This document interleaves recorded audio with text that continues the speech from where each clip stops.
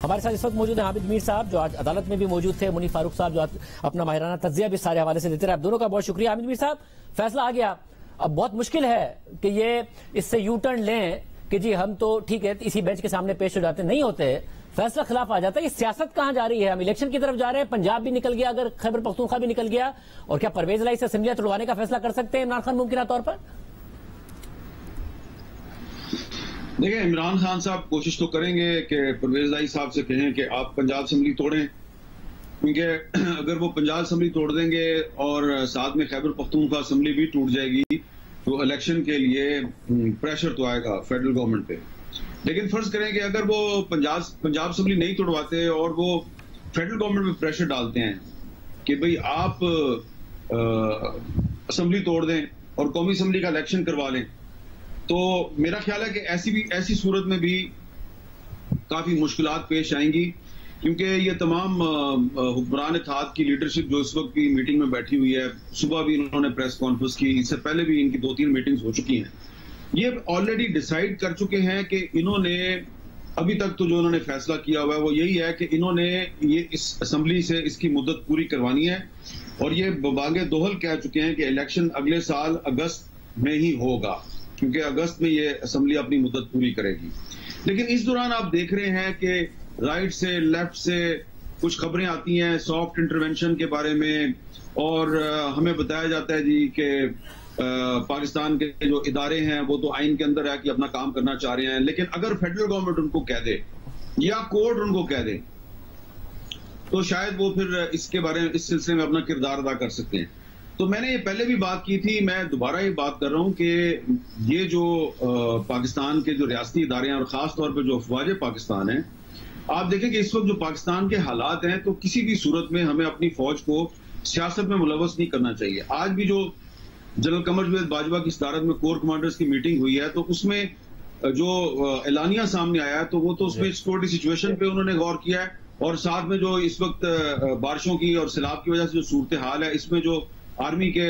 जो ट्रूप्स हैं वो जो रेस्क्यू ऑपरेशंस कर रहे हैं, तो उन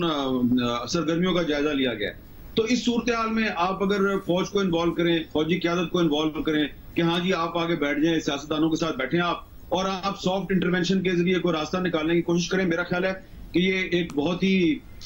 एक तो गैर आईनी तरीका है, और दूसरा इससे इदारों ने जो एक पोजीशन ली हुई है कि हम न्यूट्रल हैं, तो ये उस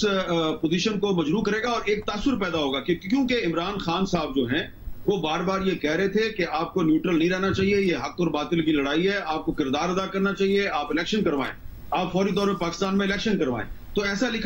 लगेगा, ऐसा कहा जाएगा, ऐसा लिखा जाएगा कि जनाब ये पाकिस्तान के जो रियासती इदारे जिनको इमरान खान न्यूट्रल्स कह के तानाजनी करते थे और उन पर तनकीद कर रहे थे, तो ये उन्होंने सरेंडर कर दिया इमरान खान के सामने, और जो इस वक्त हुकूमत में शामिल जमातें हैं उनके बारे में यह तासुर होगा कि इन्होंने इमरान खान के सामने सरेंडर कर दिया। तो ये एक बहुत ही नाखुशगवार सूरत हाल होगी, और मेरा ख्याल है कि अब आज आपने देख लिया कि हुक्मरान इत्तेहाद जो है उसने आज जुडिशरी के बारे में जो प्रेस कॉन्फ्रेंस की है, तो उन्होंने भी आगाज कर दिया अब इदारों पे तनकीद करने का, उसकी ठोस वजूहात उन्होंने बता दी आपको। मरियम नवाज साहब ने अपनी प्रेस कॉन्फ्रेंस में कहा कि जब 25 मई को इमरान खान साहब ने इस्लामाबाद की तरफ लॉन्ग मार्च का ऐलान किया, तो सुप्रीम कोर्ट ने उनको रोका था कि आपने रेड जोन में नहीं आना, आप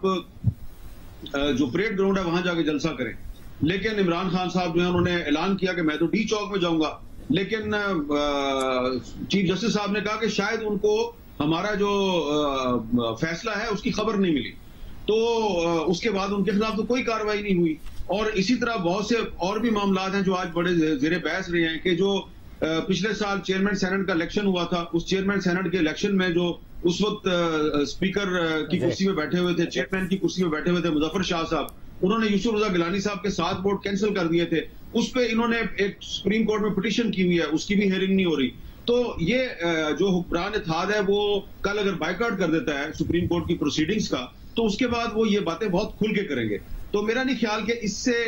इस सूरत हाल में कोई ऐसी सिचुएशन पैदा होगी कि पाकिस्तान इलेक्शन की तरफ जाएगा। मुझे नहीं लगता कि अगर परवेज इलाही साहब चीफ मिनिस्टर बन भी जाते हैं और फिर इमरान खान साहब उनको कहते हैं कि आप असेंबली तोड़ें, तो एक बड़ी मुश्किल सूरत हाल है। फिलहाल मुझे नहीं लगता देखें, ये हुक्मरान इत्तेहाद जो है ना, ये अब कोशिश करेगा कि अक्टूबर नवंबर गुजारे और अगर इलेक्शन होना है तो उसके बाद ही हो। बस ये जो नवंबर है यही इस मुल्क के लिए मुसलसल मसला बना होता है। मगर मुनीफ फारूक साहब, मुझे ये बताइएगा कि अब इस सिचुएशन में अगर ये बॉयकॉट का फैसला बरकरार रखते हैं, क्योंकि यहां से तो यू टर्न मुश्किल लगता है, ये सिचुएशन आगे कैसे अनफोल्ड होगी? मुल्क की सबसे बड़ी अदलिया और जाहिर चीफ जस्टिस उस 3 रुकनी बेंच का हिस्सा है जिन पर इन्होंने आज अदम एतमाद का इजहार किया है। बेंच भी चीफ जस्टिस बनाते हैं तो जाहिर चीफ जस्टिस पर अदम एतमाद का इजहार किया है। ये सिचुएशन फिर आगे बढ़ेगी कैसे? परवेज लाई साहब बन भी जाए वजीर आला, कोई स्टेबिलिटी नजर आती है? शाहजेब साहब, देखिए, इस बात को हम सारा दिन एनालाइज करते रहे हैं और मेरा नहीं ख्याल कि हम में से किसी ने इसे ओवर एनालाइज किया है। बड़े वैलिड सवाल थे जो कि मेरे और आपके हामिद मीर साहब के जहन में हैं। अब सवाल यह है कि मुल्क की सबसे बड़ी अदालत और उनके चीफ जस्टिस वो एक बेंच कॉन्स्टिट्यूट करते हैं, वो बेंच समाअत कर रहा है। उस बेंच के बारे में इंप्रेशन ये आ गया है कि वो कोई हम ख्याल बेंच है जो कि सारा दिन तमाम हुकूमती इत्तेहाद उन्हें कहता रहा। अब अगर कल ये बॉयकॉट करते हैं और उस समाअत का हिस्सा नहीं बनते तो जाहिर बात है कोई दुनिया का काम तो नहीं रुकेगा। चीफ जस्टिस साहब घंटा इंतजार कर लेंगे, 2 घंटे कर लेंगे, फिर फैसला कोई ना कोई तो उन्होंने देना है। Even if there is no argument from the other side, तो फैसला तो उन्होंने फिर भी दे देना है। लेकिन सवाल यह है कि मुल्क की सबसे बड़ी अदालत और अदालत के सबसे बड़े जज यानी कि चीफ जस्टिस साहब की अदालत का कोई बॉयकॉट करे और ये इंप्रेशन लेकर निकले वहां से, या इंप्रेशन बन जाए कि इस बेंच से इंसाफ नहीं मिल रहा या इंसाफ की तवक्को नहीं है, और इस बेंच के हवाले से अब से नहीं, ये कोई पहला मौका नहीं है। पहले भी आप खुद भी जानते हैं कि सोशल मीडिया के ऊपर ओवरऑल जो इंप्रेशन है, कभी कोई मामला आ जाता है तो कहा जाता है बेंच कौन सा बनेगा। अगर बेंच बन गया तो ज़हन में सवाल आता है जी कि फिर फैसला क्या आएगा। तो एक तासुर बन गया है, ये एक धब्बा होगा पाकिस्तान की अदालती तारीख के ऊपर। अब हाँ, अगर आगे हम चलें, होगा कुछ नहीं। परवेज इलाही साहब इसके नतीजे में अगर कल जो मुतवक्का मामलात सामने नजर आ रहे हैं और जिस एक नुक्ते पर अब सारी तफसील आ गई है सुप्रीम कोर्ट की, तो वो यही होगा कि रूलिंग कलअदम करार दे दी जाएगी और परवेज इलाही साहब 186 वोटों के साथ वज़ीर आला पंजाब बन जाएंगे। लेकिन सवाल ये पैदा होता है कि अगर आप माइन्यूटली ऑब्जर्व करें इलेक्शन कमीशन ऑफ पाकिस्तान के उस फैसले को जिसके नतीजे में 25 अरकान को डी-सीट किया गया, अब अगर उस फैसले को आप देखें और उस फैसले के अंदर जो आर्ग्यूमेंट्स बैरिस्टर अली जफर साहब जो कि पाकिस्तान तहरीक इंसाफ के यहां पर भी वकील हैं, उन्होंने जो एज लीड काउंसिल वहां आर्ग्यूमेंट दिए और वो उस ऑर्डर के अंदर रिप्रोड्यूस हुए, अगर आप वो पढ़ें और उनको एनालाइज करें तो आपको समझ आ जाएगी कि दोहरा मेयार क्या होता है। यानी वहां पर अली जफर साहब इस बात के ऊपर कह रहे हैं कि जी बार बार एक ही आर्गुमेंट दिया जा रहा है कि पार्टी हेड की डायरेक्शन थी और तमाम प्री रेक्विजिट्स जो है वो पूरे अगर नहीं भी हुए तो इन लोगों ने वोट कास्ट कर दिया अगेंस्ट पार्टी डायरेक्शन। अगेन वो बार बार लफ्ज इस्तेमाल करते रहे पार्टी डायरेक्शन, तो पार्टी डायरेक्शन के खिलाफ उन्होंने वोट कास्ट कर दिया तो उन्होंने एक्टस रियस कर दिया, यानी गिल्टी एक्ट कर दिया, उनका वोट काउंट नहीं होगा, वो डिफेक्शन के अमल में साबित हो चुका है, उन्हें डी-सीट कर दिया जाए। अब इसके बरक्स जो उन एमपीएस में से एक के वकील जनाब सलमान अकरम राजा साहब थे, उन्होंने ये डिस्टिंक्शन ड्रॉ करने की कोशिश जरूर की अपने आर्ग्यूमेंट के अंदर कि पार्लिमानी पार्टी अलग चीज है, पार्टी हेड अलग चीज है और तमाम जो आर्टिकल 63A के प्री रेक्विजिट्स हैं उनको फुलफिल करना जरूरी है। लेकिन इवेंचुअली क्या हुआ, ये आर्गुमेंट सेल नहीं किया, ये आर्गुमेंट चला नहीं। इलेक्शन कमीशन ऑफ पाकिस्तान ने इमरान खान साहब के उस लेटर हेड के ऊपर या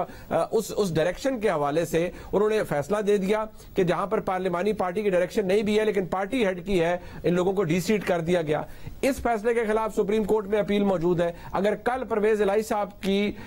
को 10 सीट वो वोट मिल जाते हैं और चौधरी शुजात हुसैन साहब के लेटर की कोई अहमियत नहीं है, तो फिर सवाल यह है कि यह अपील जो कि ऑनरेबल सुप्रीम कोर्ट के सामने मौजूद है, इसको कब सुना जाएगा? क्या सुप्रीम कोर्ट ऑफ पाकिस्तान अपने वजह करदा असूल जो कि मुतवक्का तौर पर वो इस फैसले के अंदर ले डाउन करेंगे, क्या उसको इस अपील के ऊपर अप्लाई करेंगे जहां पर पार्टी डायरेक्शन पार्लिमानी पार्टी की नहीं है, पार्टी हेड का लेटर है, उसके ऊपर इलेक्शन कमीशन ने 25 मेंबरान को डी-सीट कर दिया है, क्या वहां उस फैसले को अपहोल्ड किया जाएगा या कलअदम करार दे दिया जाएगा? क्योंकि अगर कलअदम करार दिया गया और उसको ओवरटर्न कर दिया गया तो जो ये सारा प्रोसेस हो रहा है ये इन्फ्रक्चर्स हो जाएगा और हमजा शहबाज शरीफ फिर 197 वोटों के साथ वजीर आला पंजाब दोबारा बन जाएंगे। लिहाजा ये एक, मैंने सारा दिन कहा, मैं अब भी कहूंगा, ये डायकोटमी मौजूद है, लेकिन बात उस धब्बे की है जो कि लग जाएगा और बदकिस्मती से निहायत एहतराम के साथ चीफ जस्टिस की अदालत पे लगेगा, चीफ जस्टिस साहब की सरबराही में इस बेंच के ऊपर लगेगा कि इससे इंसाफ की तवक्को नहीं है किसी